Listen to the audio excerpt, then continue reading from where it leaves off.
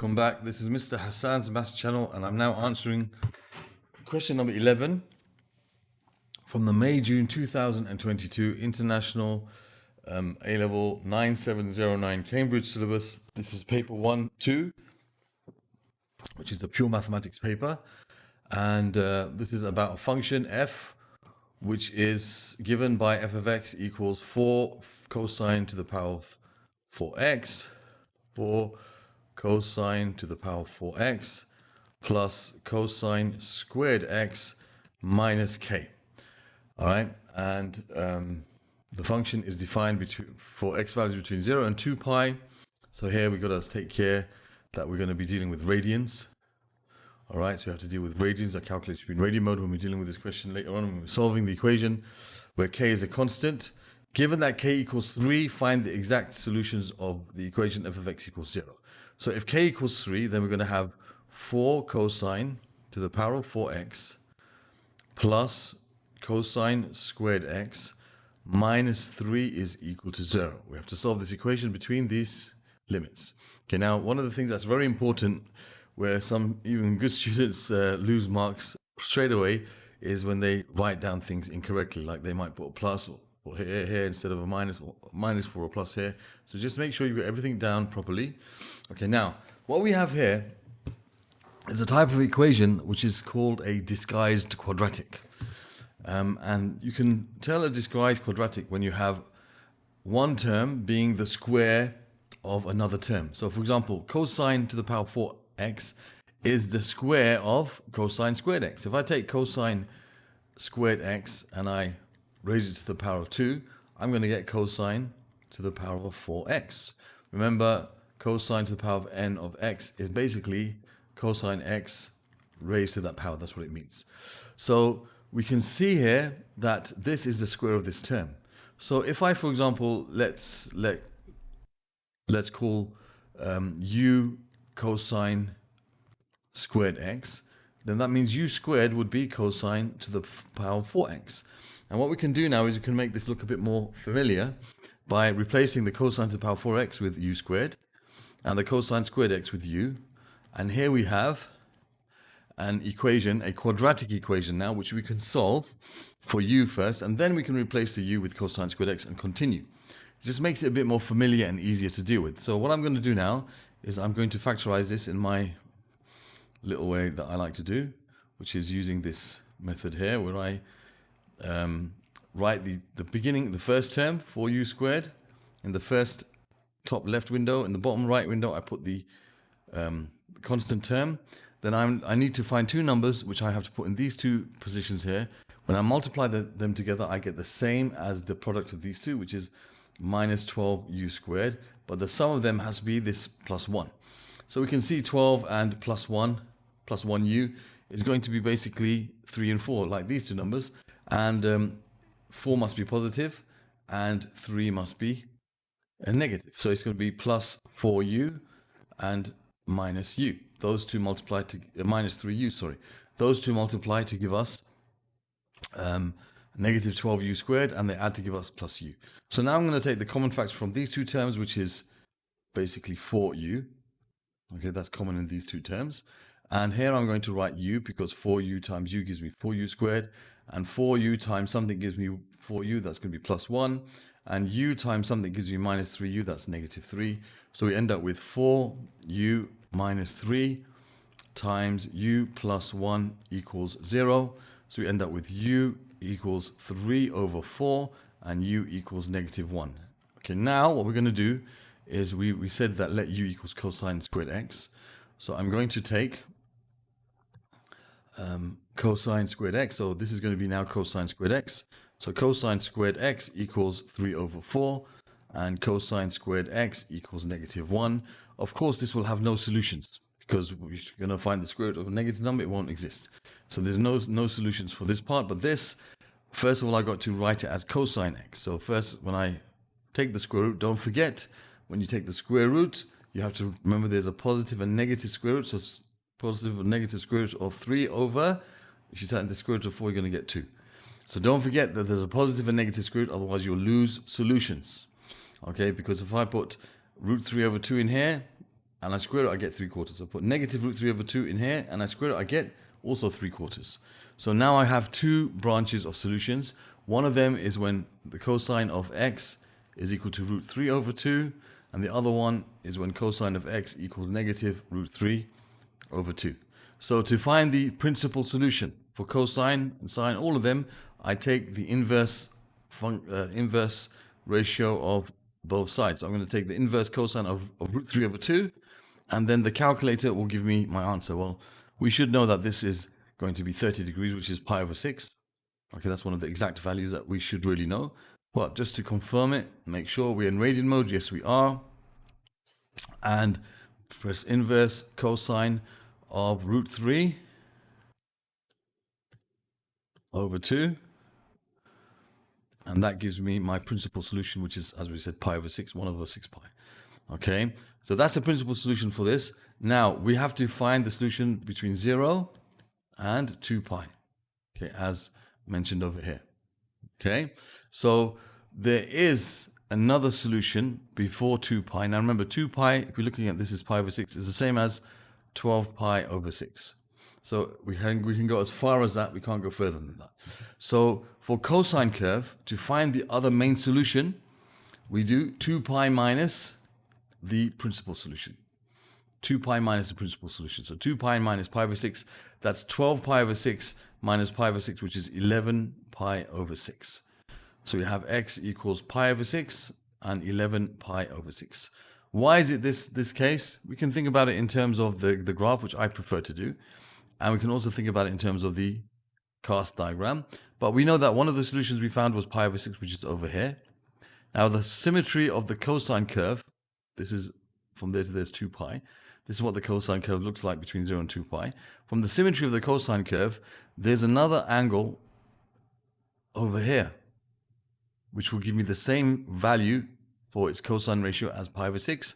And from the symmetry, if this distance is pi over 6 from 0, this distance is pi over 6 less than 2 pi. So this is going to be 2 pi minus pi over 6.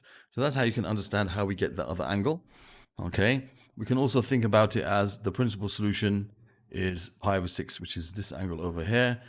Now, ASTC, the cosine curve is positive in these two quadrants. So this is a positive ratio. So you get pi over 6, which the calculator gives us. And the other place it's going to be positive is in this place over here. And this is the associated acute angle, which is also, its magnitude is pi over 6. But we're only looking for positive angles, so we have to go around all the way to here. And this is basically, when you get back to here, it's 2 pi. So it's 2 pi minus pi over 6, which gives us 11 pi over 6. Why? Because 2 pi is the same as 12 pi over 6 minus 1 pi over 6 gives you 11 pi over 6. So those are the two solutions from this first equation. Let me write that a bit neater. So you have 11 pi over 6. Now for this one, when we find the principal solution, we say inverse cosine of negative root 3 over 2. You'll notice what we get here, if we put the minus sign outside the fraction, is we get 5 pi over 6. So x equals 5 pi over 6. This is now the principal solution, because why? Now we're looking where it's negative root 3 over 2, so it's going to give us an angle over here. But for the same reason, now there's another angle over here which has the same cosine ratio, which is that same distance, which is 5 pi over 6 away from or less than 2 pi. So it's going to be 2 pi minus 5 pi over 6, which is 12 pi over 6 minus 5 pi over 6, which gives you 7 pi over 6. So therefore we have the other solutions are 5 pi over 6 and 7 pi over 6. And there we have all the solutions in that range. If I want to check to see if there's other solutions, I can see that the sine curve is just going to repeat again like this every 2 pi. So 2 pi away from here will be the next solution. Of course, that's going to be more than 2 pi for both of them. So we stop here. And we can't go on the negative side because we start from 0. 2 pi less than this, so pi over 6 minus 2 pi would give us the other solution, which in fact will be negative 11 pi over 6. However, that is outside of our range. So we only stick with these answers here. So important things to note in this first part of the question are, firstly, that once we solve the quadratic equation and you've got this, don't forget to take the positive and negative square root. So you're going to have plus or minus root 3 over 2 and then get the solutions from those. And that concludes this question, part A. Now we're going to go on to part B. Okay, so part B of question 11 says use the quadratic formula to show that when k is greater than 5, the equation f of x equals 0 has no solution. So I've just brought this over from the other side. This wasn't just to see what the numbers were without having to keep on scrolling back and forward. So now we want to show that this equation has the equation 4 times cosine to the power of 4x plus cosine squared x minus k equals 0 will have no solutions when k is greater than 5. Okay, so how are we going to deal with this? Let's start off in the same way. Let's call this 4u squared plus u minus k equals 0. So here we've said we basically just the same as we did before. Let u be the same as cosine squared x. So therefore u to the power of 2 is equal to cosine to the power of 4x. Same thinking as before. Now what I'm going to do is use a quadratic formula. So I'm going to use the quadratic formula. Now the quadratic formula is x equals minus b plus or minus the square root of b squared minus 4ac over 2a. In this case, what we're going to be finding is u, because this is not x, this is u. So u equals minus b. Now a, b, and c, this is for the equation ax squared plus bx plus c equals 0. So it has to say equals 0, which it does, so that's fine. And a, b, and c are the coefficients of x squared, of coefficient of x, and the constant, in this case, the coefficient of u squared, which is 4. So a equals 4, the coefficient of u, which is 1, and the constant c, which is negative k. Okay, so now we're going to say u equals minus b, so it's minus 1, plus or minus the square root of b squared, which is going to be 1 squared, which is 1, minus 4 times a, which is again 4, times c, which is minus k, all over 2 times 4. Okay, so if we just simplify that a little bit, u is minus 1 plus or minus the square root of, this is 1 plus 16k, because you're going to have minus 4 times 4, which is negative 16. Negative 16 times minus k is plus 16k over 2 times 4, which is 8. So those are that is the solution for the equation. So we know that u is cosine squared x. So this is going to be, we can say cosine squared x is equal to minus 1 plus or minus the square root of 1 plus 16k, be careful not to make that mistake, over 8. Okay, so now we can say that cosine squared x can either be, minus 1 plus the square root of 1 plus 16k over 8, or cosine squared of x could be minus 1 minus the square root of 1 plus 16k over 8. Now what we should understand about the cosine curve, okay, is that the cosine curve, as we know, between 0 and 2 pi will look something like this. Its range is between minus 1 and 1. Never goes below minus 1, never goes above 1. That's for the cosine curve. But if you were to take the cosine curve and square, then all the negative values will become positive. Okay, so for example, 1 will stay as it is. If you square 1, it stays the same. But 0, if you square it, will stay the same. But anything below 0 is going to become squared. So for example, when cosine squared x equals minus 1, okay, well, it can't equal minus 1, but for this value where cosine x equals minus 1, and you have cosine x equals minus 1, cosine squared x is going to be plus 1. So the cosine squared curve is going to be up here. So I'll just draw it in different color just so that we can understand. So it's going to be up here. For this, it's going to be this. For over here, it's going to be this. And when cosine x is equal to 0, for that angle there, that's also going to be 0 for the cosine squared x. And when cosine squared x, at 2 pi, 360 degrees, when the cosine x is equal to 1, cosine squared x will also equal 1, because 1 squared is 1. So basically, the cosine squared curve is going to look something like this. that's cosine squared x. It's going to fluctuate between 0 and 1. It can never be negative because, you know, whatever goes inside here. So basically what we can say is that if we take cosine x and we square it, okay, then it can't be negative. It can't be negative because all these will be positive. So the lowest it can go is at 0. So this will have definitely no solutions. Cosine squared x can never be a negative value. All right, so this part will have no solutions for sure. So there'll be no solutions for this at all because this is going to be a negative value because you're going to have minus, 1, minus, and this is going to be something that you're subtracting from it, and it has to be a positive value. So it's going to be, this is going to give you no solutions. But this possibly can have solutions depending on the value of k. So we're going to now try to work out the values of k for which this has solutions, and then we can decide when k is greater than 5, does it have solutions? Okay, so what I'm going to do is I'm going to write, I know that the cosine squared of x only exists between 1 and 0. And so therefore, what I can say is this expression will be true, will have solutions only in this range.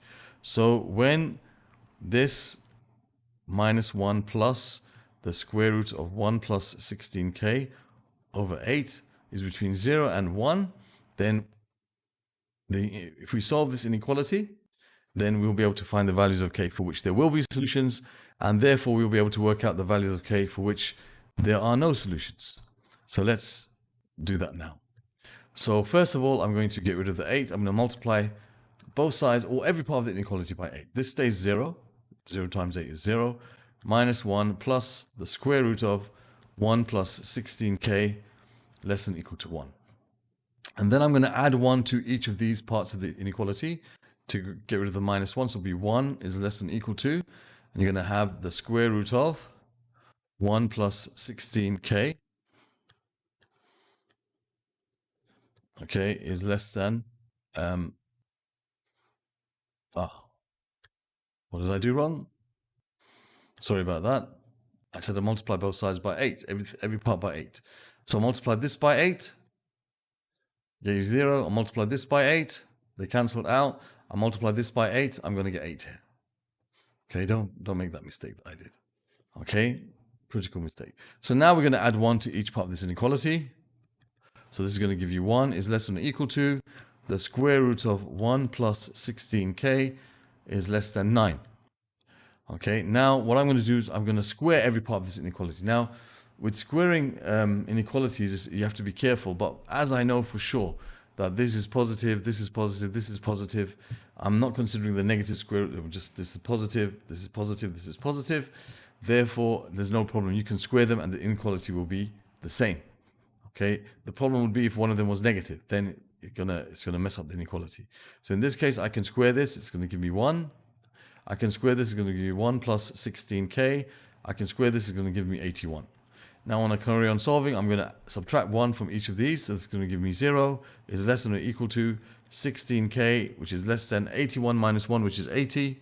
So if I divide everything by 16, this will be 0 is less than or equal to k is less than or equal to 80 over 16. Okay, and we know that 80 over 16 is 5. So these are the values for which this tells us, okay, the values of k. These are the k values where f of x equals 0 has solutions. Okay, so therefore we can say when k is greater than 5, there are no solutions. Okay, so there are other values of k where there are no solutions when k is less than 0, but the question is asking us to verify or to show that when k is greater than 5, this will have no solutions. It's not telling us to find all the values of k for which there are no solutions, because there are others. So one of the advantages of doing this or using this method here is if they asked us, if the question said, find the range of values of k for which f of x equals 0 has no solutions, then you would add to your answer, something else. You would say that k is less than 5. You say k is greater than 5 or sorry, k is less than 0, or k is less than 0. Those would be 0. Those would be the answers if the question said find the range of values for which there's no solution. Okay, but in this case, it's only asking us to verify that when k is greater than 5, there's no solutions. We see there are solutions only when k is between 0 and 5. When k is greater than 5, there will be no solutions. So that concludes this question here on part B, question 11, May, June 2022. Other questions from this particular paper can be found in the playlist that will appear in this area over here at the end of the video. Other questions from the topic of trigonometry in P1, Cambridge, can be found in this playlist over here. This has also got something to do with quadratics in a way, so I'm going to also put it in the quadratics playlist also, for the part B especially. And you can subscribe to my channel by clicking on this link. Thank you for watching, and see you soon.